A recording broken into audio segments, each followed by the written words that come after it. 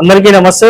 నేను సైదయ్య మామిడి yes mic channel. So ఈరోజు నేను ఒక ముఖ్యమైన వ్యక్తిని ఇంటర్వ్యూ చేయడానికి వచ్చాను. సో ఆ వ్యక్తి ఎవరో కాదు, మైబాదు కాన్స్టిట్యున్సీకి సంబంధించి బోడగుడ్డదండ సర్పంచ్ బూకే వీరన్న గారిని ఈరోజు నేను ఇంటర్వ్యూ చేస్తున్నాను.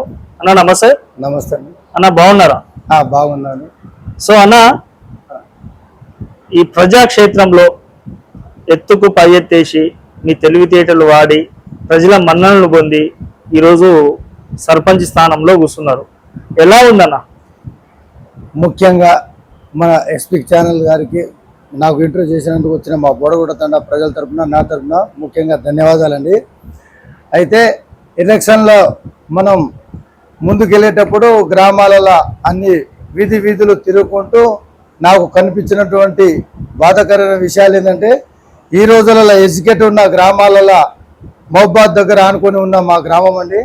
అయితే మా గ్రామంలో ముఖ్యంగా వీధి దీపాలు కానీ రోడ్లు అశుభ్రత కానీ ఉండకపోవడం అనేది జరిగింది. నేను అనుకున్నానండి, నేను గెలవగానే ఈ రోడ్లు శుభ్రంగా ఉంచడం ఒకటి, వీధి దీపాలు ఒకటి, మంచినీరు సమస్య లేకుండా చేయడానికి అన్ని నా దృష్టిలో ఉంచుకొని జనాల్లోకి ఇది ఇలాంటి చెప్పడం జరిగిందండి. అయితే ముఖ్యంగా మా స్కూల్లో రోడ్లు కానీ ముఖ్యంగా మంచిగా లేవండి. చిన్నపిల్లలు అంగన్వాడీ స్కూల్ ఒకటి, డిఫెన్స్ స్కూల్ అని రెండు ఒకటే పక్కపక్కల ఉండడం వల్ల ఆ రోజు నేను వెళ్తూ ఉంటే అంత బుర్రమయం ఉండదండి. దానివల్ల నాకు ఫస్ట్ మనం ఏం చేసినా స్కూల్ను డెవలప్ చేయాలి. స్కూళ్ళు నెక్స్ట్ మాకు ఎక్కువ రైతు పరంగా వ్యవసాయం అనేది మోస్ట్ ఇక్కడ జీవనోపాధి అన్నట్టు మాకు ఉన్నదంటే ఆరో ఫార్ పట్టా సార్ మొత్తం మాకున్నది. ఆరో ఫార్ పట్టాల జీవనం కష్టపడుతూ ఉంటారు. చిల్లి ప్యాడీ రెండు పంటలు స్పెసిఫిక్ గా బాగా పండిస్తారు.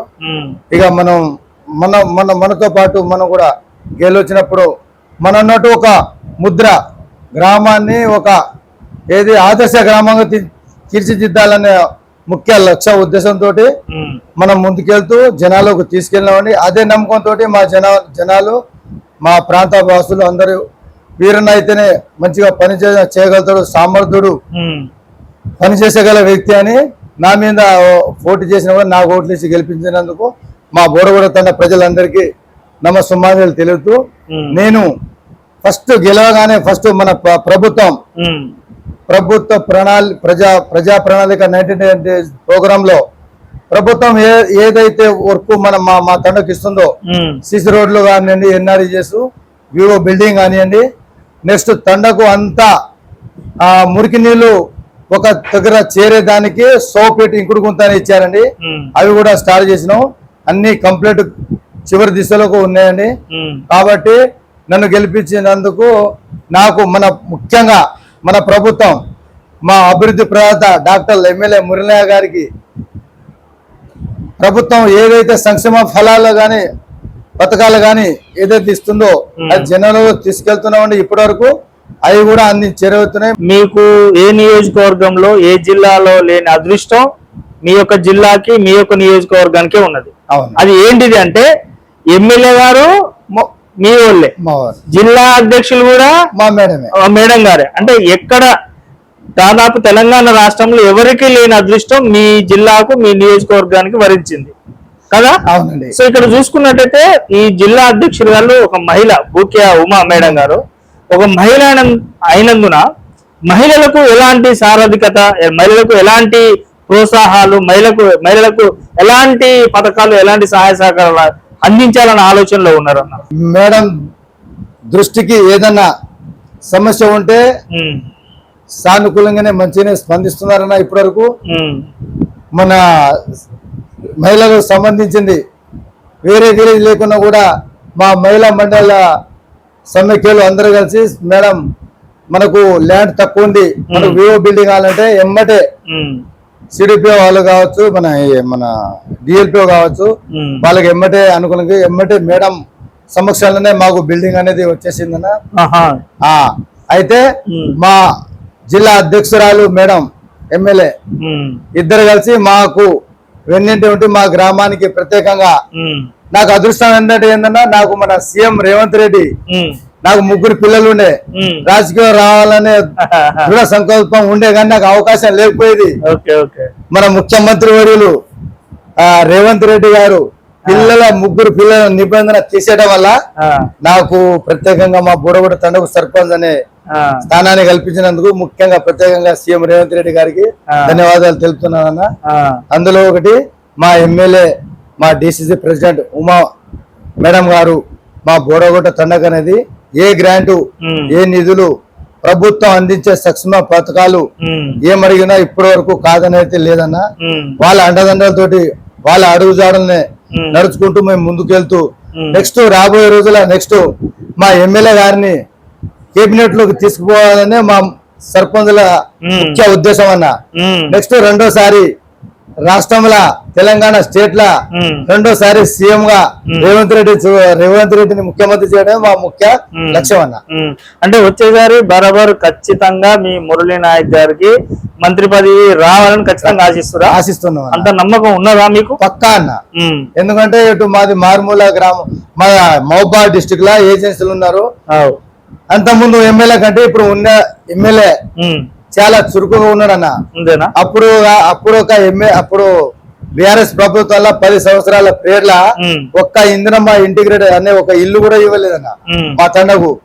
మన కాంగ్రెస్ ప్రభుత్వం గెలవగానే మా తండకు అభివృద్ధి అనేది చాలా జరిగిందన్న. అందుకోసమే మాకు ఏంటంటే మా గిరిజన మా ఎమ్మెల్యే మళ్ళీ రెండోసారి గెలిపేయడానికి ప్రయత్నిస్తున్నామన్నా. ఇంకోటి మొన్న రీసెంట్ గా జరిగిన విషయం ఏంటంటే ఇప్పుడు గ్రామాలలో ఎస్పీ గారు ఒక ప్రోగ్రామ్ ఇచ్చారన్న. ఏది మా విలేజ్ కి no entry, no helmet, no entry అనే ప్రోగ్రామ్ లా తండాలన్నిటికీ సీసీ కెమెరాలు ఏర్పాటు చేసినామన్నా. పోలీస్ డిపార్ట్మెంట్ వాళ్ళు కూడా సహకారాలు వాళ్ళకు మేము ఉన్నామన్నా. వాళ్ళకు మాకు కోఆపరేట్ చేస్తున్నారన్నా. హెల్మెట్ లేనిది ముఖ్యంగా మా తండాల్లో హెల్మెట్ లేనిది ఒక వ్యక్తి కూడా మైబాద్కి వెళ్ళడానికి వీల్లేదన్నా. అందరికి అవగాహన కల్పించారన్న. సూపర్, మంచి ఆలోచన. మా madam rural SI Deepika Reddy ఆమె సమక్షంలో తండాలంతా మారినన్న. హెల్మెట్ అనేది అవగాహనకు ఒక వీడియో స్క్రిప్ట్ చేసి మరీ వినిపించారన్న మాకు. దాంతో అందరూ దుఃఖాంతలో చేరి ఆ యాక్సిడెంట్ ఎట్లా జరుగుతుంది అట్లా ఉంటది హెల్మెట్ వేసుకోపోవడం వల్ల అనేది అందరూ సామాన్యంగా ఎలవడబడ్డారన్న మా తండ వాళ్ళు. ఓకే అన్న, మంచి పాయింట్ మాట్లాడు. సో ఈ సందర్భంగా హెల్మెట్ ఒక భాగం. ఇవాళ చూసుకున్నట్టయితే గంజాయి డ్రగ్స్ ఇంత ముందు సిటీలలో పట్టణాలు ఉండే, ఇప్పుడు ఈ గ్రామ స్థాయి కూడా గంజాయిలు వచ్చి యువత సేవించి సూసైడ్ క్షణికావేశంలో ఆత్మహత్యలు చేసుకోవడం కానీ, మీరన్నట్టు రోడ్డు ప్రమాదాల్లో చనిపోవడం కానీ ఇలాంటివి జరుగుతున్నాయి కదన్న. సో వీటికి సంబంధించి మీ రాష్ట్ర ప్రభుత్వం కానీ, మీ ఊర్లో అంటే ఇక్కడ ఉన్న స్థానిక ఎమ్మెల్యేలు గారు కానీ, పోలీస్ డిపార్ట్మెంట్ గారు కానీ ఎలాంటి చర్యలు చేపట్టబోతున్నారు? వాళ్ళు ఏంటంటే గ్రామాలలో అప్పుడు మీరు అన్నట్టు పట్టణాల్లో ఉండే డ్రగ్స్ వాళ్ళ మారుమూల ప్రాంతాల్లో పల్లెల్లో బాకింది గంజాయి కూడా. గంజాయి మీరు దీనికి మాతో పాటు మీరు సహకరిస్తే, మీ కోఆపరేషన్ ఉంటే గంజాయి రహిత జిల్లా చేయాలని మా డాక్టర్ ఎస్పీ స్నేహ సబరీస్ గారి ఆదేశానుసారంగా మా పోలీస్ డిపార్ట్మెంట్ వాళ్ళు మాకు పకడ్బందీగా అన్ని ఏర్పాటు చేసి సీసీ కెమెరాలు అనేది ఏర్పాటు చేసిన. అయితే మా గ్రామాలలో ఇప్పటి వరకు అలాంటిది లేదన్న. డ్రగ్స్ అనేది లేదు, గంజాయి అనేది లేదు, అలాంటి దానికి అలవాటపడలే. కాబట్టి మేము మా గ్రామం తరపున వాళ్ళు, పోలీస్ డిపార్ట్మెంట్ తరపున వాళ్ళు చెప్పిన అన్ని అనుగుణంగా చేస్తూ ఇప్పుడు హెల్మెట్ కు కానీ దూర అలవాట్లకు అయితే పాల్పడట్లేరన్న. సో మరి ముఖ్యంగా చూసుకున్నట్టయితే మీరు సర్పంచ్ గెలిచిన కాంచని ఇప్పటి వరకు మీ తాండాలో ప్రధానంగా చేపట్టిన అభివృద్ధి కార్యక్రమాలు ఏంటి, వచ్చిన పథకాలు? ఫస్ట్ రాగానే స్ట్రీట్ లైట్లు లేకపోయేదన్న. ఒక 33 స్ట్రీట్ లైట్ అనేది ఏర్పాటు చేసినాం. మళ్ళీ స్కూల్ కు వెళ్ళే దారిలో ఒక సీసీ రోడ్ అనేది నేను పోసినన్న. నెక్స్ట్ ఒక బజారు ముత్తెలమ్మ గుడికెళ్ళని ఉండే, దానికి మురికి నీళ్లు అక్కడ స్టోర్ అయ్యి దానివల్ల జనాల ఇండ్ల ముందే నీళ్లు కుంటాలు ఉండే, దానికి ఎమ్మటే ఒకటి సోపిట్ 10x15 8 లోతుతోటి ఒక సోపిట్ ఏర్పాటు చేసిన ఇంకుడు గుంత విలేజ్ మొత్తం సంబంధించి అన్ని ఒక్క దగ్గర కావడానికి. నెక్స్ట్ వివో బిల్డింగ్ అనేది స్టార్ట్ చేసినామన్నా. మరియు ఇట్లా కొన్ని కచ్చా రోడ్లు ఉండే, వాటికి కొన్ని గ్రావెల్స్ పోయడం అనేది జరుగుతుందన్న. మరియు ఇంకా కొన్ని పనులు చేయడానికి చిన్న జిప్పు కూడా అయిపోయింది. అన్ని అనుకున్నట్టు చేస్తూ ముందుకు పోతూనే ఉంటాం అన్న ఇప్పటి వరకు. అంతేనా? సో మీరు లాస్ట్ అండ్ ఫైనల్ గా మీ యొక్క తాండాలో ఉన్న గ్రామ ప్రజలకు కానీ అండ్ మీ ఎమ్మెల్యే గారికి కానీ మీ యొక్క జిల్లా అధ్యక్షుల వారికి కానీ ఏం చెప్పదలుచుకుంటున్నాను? మా ఎమ్మెల్యే మురళి నాయక్ మా ఎమ్మెల్యే మురళి నాయక్, మా Uma madam, district president, CM Revanth Reddy వాళ్ళ సమక్షంలో మనం చెప్పబోయేది వాళ్ళ అడుగుజాడలు నడుచుకుంటూ ఈ తండను ఒక ఆదర్శ గ్రామంగా వాళ్ళ సహకారాలతోటి మా ఎంపీడీఓ మండల పరిషత్ వాళ్ళ అందరి సహకారాలతోటి నేను మా తండను ఆదర్శ గ్రామంగా తీర్చిదిద్దాలని నా ఒక ముఖ్య కోరిక, నా ఒక లక్ష్యం అన్న.